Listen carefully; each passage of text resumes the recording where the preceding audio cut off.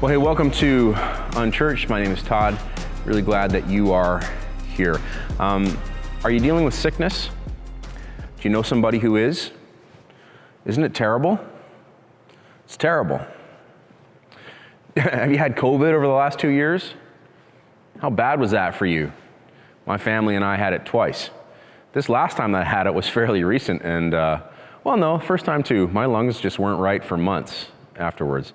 And that's, fairly minor sickness in the grand scheme of things. Have you ever been really sick, like to the point of death? I was that sick in the past year. We were supposed to be going on summer vacation, and instead I developed an infection that had me hospitalized and catheterized. Don't ask. And if I hadn't received the treatment I received, my doctor told me after the fact, I probably would have died. That's the first time in my life I've ever been sick to the point of death. I actually gave up. At one point I was lying on a gurney in Emerge, and I actually said to my sweet wife at one point, in the midst of, I don't even want to get into it, it was just terrible. I said to her, and I'm not putting this on, I said, if I die, don't bury me in a suit.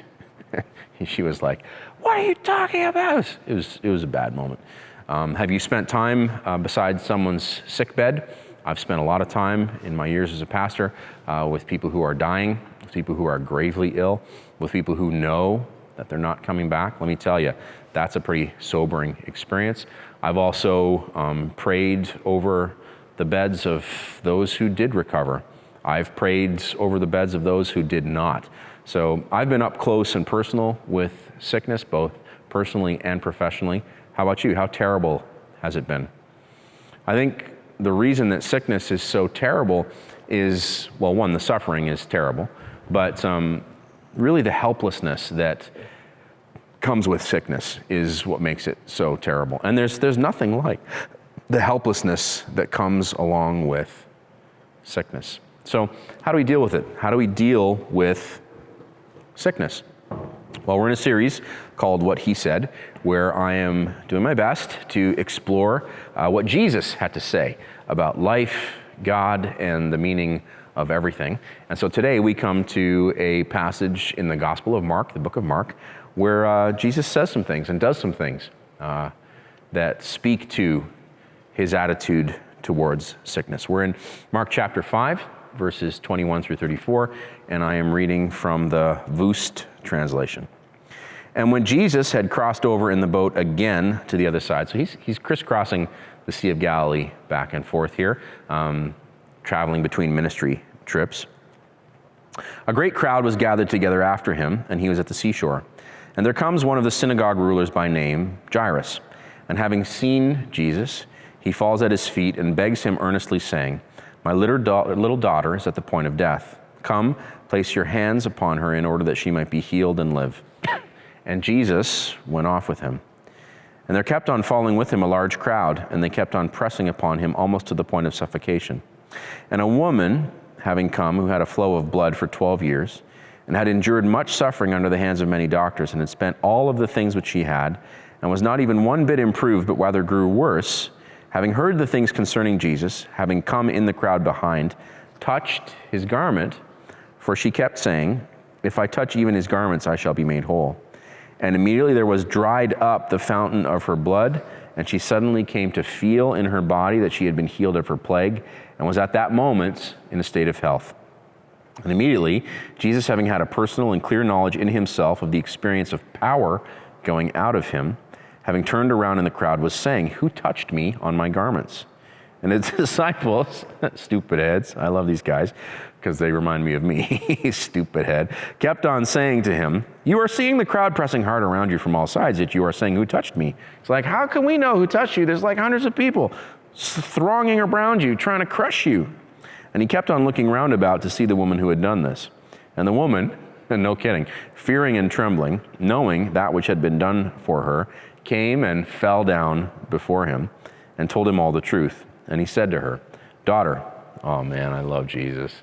Your faith has saved you. Be going into a state of peace and be continually sound in body, healed of your affliction. I love this man. I love this man. That's, why I keep preaching about the God-man. So there's two characters in play here. Jairus, whose daughter is sick to the point of death. Next week, we'll talk about the conclusion to that story. And the woman with the never-ending period. Both are dealing with the consequences of sickness, with the consequences of affliction. Jairus' daughter is so sick, she's about to die. And so at the point of utter desperation, he's come to find Jesus to beg him to come, touch her, and heal her. And then we have this woman who's had a flow of blood for 12 years. So it's a never-ending period. So imagine the suffering that this woman would have been dealing with, particularly in Jewish culture at the time. A woman was considered unclean during her menstrual period. So this woman basically would have been ostracized from the community for all of those years that she had been dealing with this never-ending period. Both of them are afflicted by the consequences of illness. Now, there's a question that might occur to you here that we need to address just briefly. Why is there sickness in the world? Your kids might ask you this. My kids asked me this as they were growing up. Daddy, why do people get sick? Daddy, why do people die? I always say the reason there's sickness in the world is because the world is broken.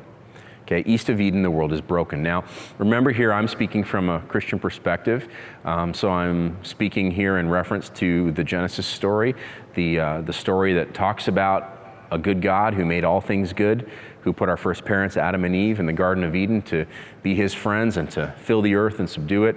I'm talking here referring to the story about their rebellion against God, where they eat from the one tree that he forbade them to eat from. And in that act of disobedience, sin enters into the human experience. And this is the problem at the roots of the human experience, that we, a sinful people, can no longer be in relationship with a holy God who made us to be his friends forever. This is the difficulty at the roots of the human experience. We've been made to be God's friends, and yet our sin causes us to be banished from his side because he's holy. He can't tolerate sin in any form. And so in that earliest biblical story, after Adam and Eve sin in the garden, what does God do? He curses them, and then he banishes them from the garden to the east, which is why we use the phrase east of Eden. East of Eden, all bets are off. East of Eden, everything is broken. East of Eden, the curse rules the world. Now look, I know that you might have varying degrees of difficulty with this. You might not believe in the Genesis story. You might be like, did that really happen? Okay, let me just say, doesn't something react in you when you see a child dying of cancer? Don't you have this visceral, gut level, DNA level reaction to it? Don't you get this almost overwhelming sense of abnegation where if you could cancel that cancer out, wouldn't you do it with a snap of your fingers? If you could think it away, wouldn't you? If you could lay your hands on that child and make them well, wouldn't you just do it? Isn't there something in you that just rebels at the thought that a young child could get sick to the point of death? Isn't there something wrong with that? Isn't there something wrong with the world when we see one country invade another just because they're in a bad mood? Isn't there something wrong with a world that discriminates against people just because of the color of their skin or their sexual orientation? Isn't there something within you that you're like, that can't be right? That sense of injustice. Now, this is C.S. Lewis's thinking here that is undergirding my argument, but that sense of that can't be right kind of points out the fact that we believe deep in our bones that there is a right, and there is a good, and there is a true, and our experience of the world now as it is very far from that good ideal. That's the garden, that's the echo of Eden that still exists deep within your soul. We look at sickness and we know intuitively that it's not right and it shouldn't be. The reason there is sickness in the world is because the world is broken. But in Jesus, this is the reason that I love Jesus. It's the reason that so many people have given their lives to Jesus over the course of human history. The story of Jesus is a story of hope. In Jesus, we see the promise of recreation. His story is a really big story. It takes years and years of sermons to kind of introduce you to the grand story of Jesus. You can do much of the work yourself as you read the Bible for yourself and get to know the story of God and his people for yourself. But this story, which begins in a garden and then falls and breaks and leads into years and years and years of misery and pain that we still still deal with today, is ultimately a story of redemption. It is a story of God entering back into the human experience and calling his people to repentance, calling his people to righteousness, calling his people to remember him, calling his people to walk away from their sinful idolatry, to be restored to friendship with God. Ultimately, it's the story of God sending God the Son as the man Jesus to once and for all deal with the power of Satan, sin, death, and hell as he offers himself on the cross as the once and final sacrifice for sin. You're like, sacrifice for sin? Why did Jesus have to die for sin? Because the penalty of sin is death. This is rooted deep in the story of God and his people. You know this from your own life, that when you sin against somebody, something dies in that relationship, right? You have the proof for this, line of theological thinking in your own experience. When someone sins against you, something dies in that relationship, and it dies irrevocably. The wages, the cost of sin is death. And so Jesus, God the Son, made flesh, God in a body, as he dies on the cross, he is paying the penalty for your sin and mine, the penalty for all the sins of all humankind throughout all time. How could that be? You're like, well, this is God himself. This is God the Son, okay, made flesh. Okay, he's big enough to take all that sin in his own body. And because he's human, that sin can stick to him. And he suffers and dies in your place for your sin. This is what happens at the cross. This is why the story of Jesus is such a big deal. And then he dies, but he doesn't stay dead. He rises again the third day.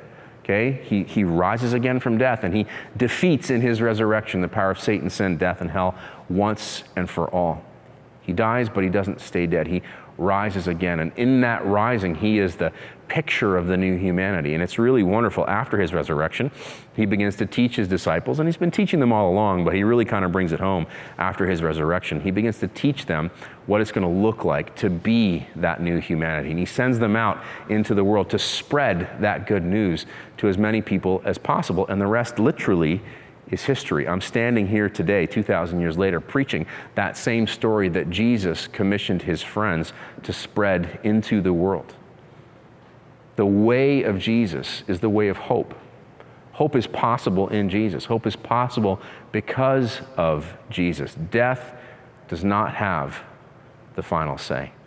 So yes, we deal with sickness because the world is broken, but in Jesus, we have hope. Now look, some people still get sick and they die, but even those who die can have hope knowing that someday they will be with Jesus in his new creation, with the people that he loves, and they'll rule and reign with him forever, and everything's going to be all right. Yes, sometimes people get healed and things turn around here in the present. Sometimes that is not the case. Whether it's good or bad, whether you're healed or not, Jesus sees you and he is with you. This is why it's so beautiful that Jesus himself suffered, that Jesus himself was acquainted with grief, that he was a man of sorrow. You can know as you lie there on your sickbed that Jesus understands intimately the pain that you are going through. And even in your pain, he is with you. And there is a day coming when there will be no more pain, no more sorrow, no more crying. Why? Because the former things have passed away. And death will once and for all be done away with, and so will sickness. So yes, there is sickness in the world, but in Jesus we have hope. So to deal with sickness, a few quick points here. One, admit your desperation. Do you see how desperate Jairus is when he comes to Jesus in verse 22? Jairus, what does he do? He falls at Jesus' feet. This is a posture of worship. And he begs him earnestly, saying, "My daughter is at the point of death. Come place your hands upon her in order that she might be healed and live." Jairus is desperate. I just want to say that nobody comes to Jesus until they're desperate.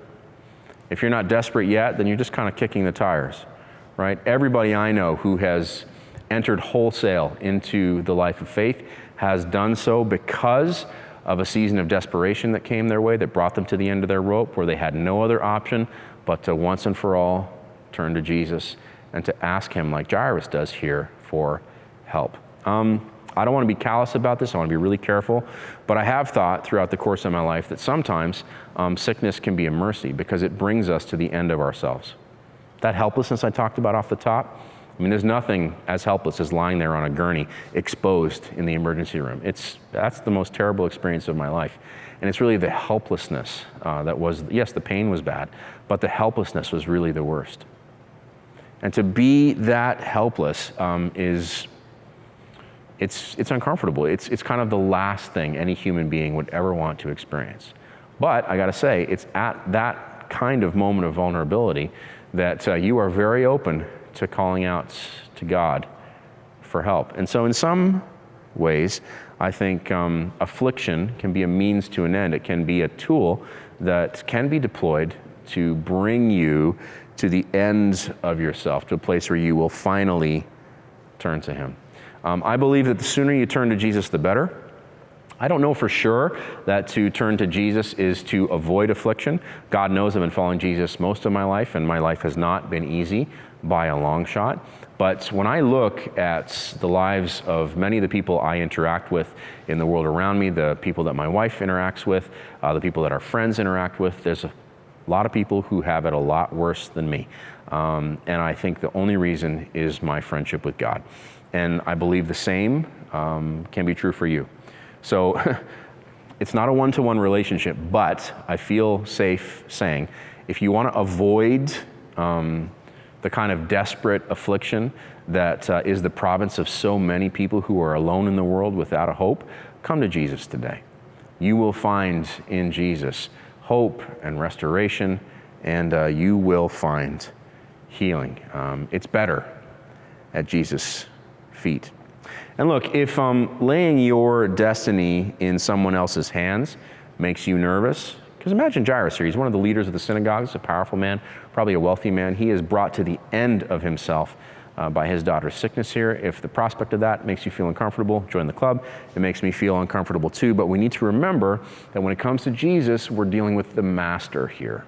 This is a theme over the past few weeks. It bears repeating. Don't forget who you're dealing with. In Jesus, you are dealing with the master. We know this because of the way in which the woman dealing with the never-ending period approaches Jesus. She's in this crowd. It's a throng of people. There's so many people that they're almost crushing him. It's a mob scene. I told you a few weeks ago that Jesus was really popular because he was a faith healer. That's why he was so in demand. I mean, imagine if, let me tell you, if you could heal people with a touch, your church would be huge, right? You'd be the rock star of all rock stars because everyone's dealing with sickness. And man, if they could go see someone who could heal them, wow. So this woman is caught up in the midst of that throng, and she just knows that if she touches his garment, she shall be made whole. I find her conviction amazing. I find it challenging. She knows clearly who the master is.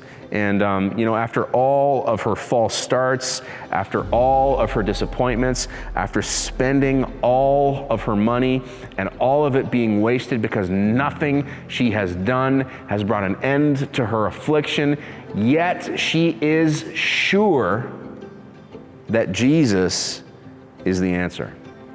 Let me commend that kind of sureness to you. Let me just suggest that if you find yourself at the end of yourself, if you find yourself at the end of your rope, turn to Jesus today. Okay, take your cue from the woman with the never-ending period and do whatever it takes to get close to Jesus. She touches him, he feels power go out of him, and she is healed. I love that Jesus bursts out, "Who touched me?" And his disciples think he's crazy because there's all these people who are touching him. It's like, you're a rock star, dude. You're in the midst of this huge crowd. Everybody's touching him. He's like, no. Somebody touched me. Power went out of me. Who touched me? And he keeps at it. Imagine this poor woman. She's probably freaked out. She's like, oh, crap. She doesn't want to admit it, but he's not stopping. She's like, oh, man. Somebody touched me. Let me ask you this. Have you laid hands on the master lately? Oh, you're like, oh man, touche, preacher. You've been reading your Bible, been going to church to worship, you've been serving Jesus by serving others, you've been doing the works of Jesus in practical ways within your sphere of influence. When was the last time you touched Jesus? Might be time to reach out. Like, but I'm scared, Todd. Don't be scared of him. He's kind. We see this in verse 34 as we close. She comes trembling to him, throws herself on the ground. I told you this was a pattern. And look what he says to her. Oh, I love my Jesus. Daughter, your faith has saved you. Be going into a state of peace and be continually sound in body, healed of your affliction. My Jesus calls her daughter. I love that. That's the kind of kindness he'll show you. He calls her daughter. He celebrates her faith. I love that. It's his power that healed her, but he says to her in front of all these people, some of whom have been the people who've rejected her throughout the years of her affliction, surely. He says, your faith has saved you. He celebrates her faith, and then he sends her out, hallelujah, into a life of peace and wholeness. And I do this to be able to say this. He can do the same thing for you. And next week, what he said about death.